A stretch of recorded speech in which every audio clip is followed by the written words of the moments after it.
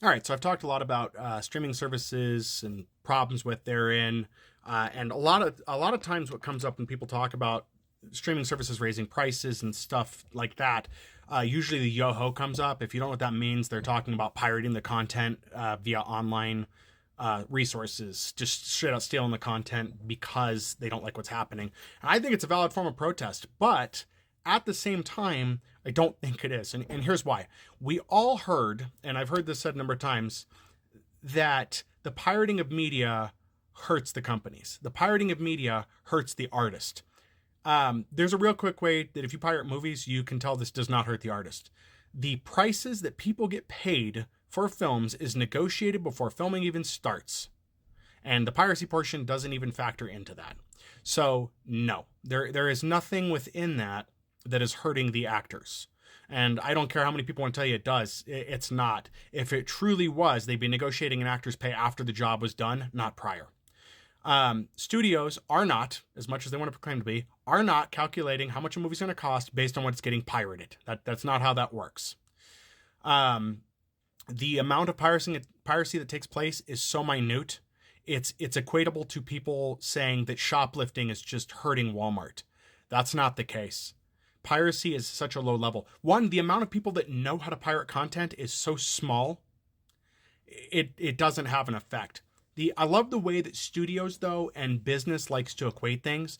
They're like, well, if 5 people download it, that's $1 million we're not making. Really, 5 people were going to buy $1 million in physical media or $1 million in streaming? I don't think so. That's not profit you're losing. It's the same way they try to manipulate you into thinking that if you buy from the used market, you're just hurting the studios, the poor starving studios. They'll use the same kind of math too. I heard a number somewhere that said that if you buy a used DVD, it costs the studio thousands of dollars.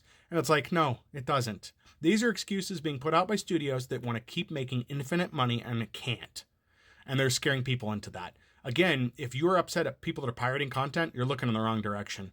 It's just not a thing that's happening that's affecting that much. So while I don't think that piracy should be the way people go, because I don't think it's going to send a message to the studios, I do understand why people do it. And I'm not. When I criticize content creators and things they say, my whole point is that we need to be doing more and better.